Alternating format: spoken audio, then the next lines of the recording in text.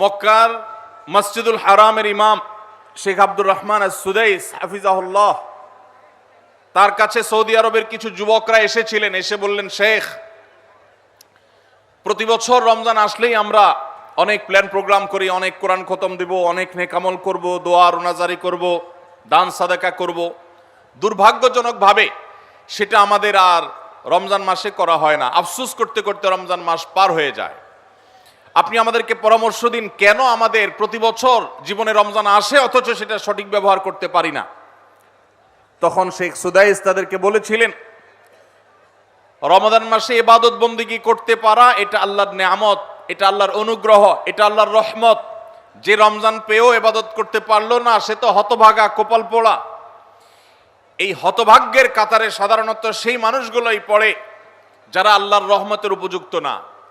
আমরা নানাবিধ অপরাধে, নানাবিধ গুনাহ করে, নানাবিধ নাফরমানি করে আল্লাহর রহমতের উপযুক্ততা আমরা হারিয়ে ফেলেছি, যার কারণে রমজানের ইবাদতের তৌফিক হয় না। এই জন্য তিনি তাদেরকে নসিহা করেছিলেন যে আমি তোমাদেরকে উপদেশ দিচ্ছি, রমজান আসার আগে থেকেই আগের যে সমস্ত গুনাহ খাতা হয়েছে, যে সমস্ত নাফরমানি হয়েছে, আল্লাহর অবাধ্যতা হয়েছে, সেগুলোর জন্য চোখের পানি ফেলে রোনাজারি করে আল্লাহর কাছে ক্ষমা চাও। আল্লাহর কাছে ক্ষমা চেয়ে যদি আগের সবগুলোকে ভ্যানিশ করতে পারো তাহলে আল্লাহর কাছে রহমতের উপযুক্ত হবে। বিষয়টা অনেকটা হালখাতার মতো। আপনার আগের দেনা দায় সব যখন পরিশোধ করে দিয়েছেন, নতুন করে আবার আপনি ধার করার, বাকিতে নেওয়ার উপযুক্ততা আপনার অর্জন হবে। ঠিক একইভাবে আমাদের নানা নাফরমানির কারণে আল্লাহর রহমত থেকে আমরা দূরে সরে গেছি।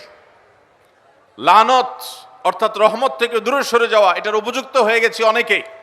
এই জন্য ভাইরা, এখন থেকে রমাদানের প্রস্তুতির নিয়তে আল্লাহর কাছে তওবা করা, গুনাহ মাফ চাওয়া, ইস্তিগফার করা, জীবন পরিবর্তন করবার সংকল্প করা, এটা হবে আমাদের রমাদানের প্রথম প্রস্তুতি। চেষ্টা করব তো ইনশাআল্লাহ।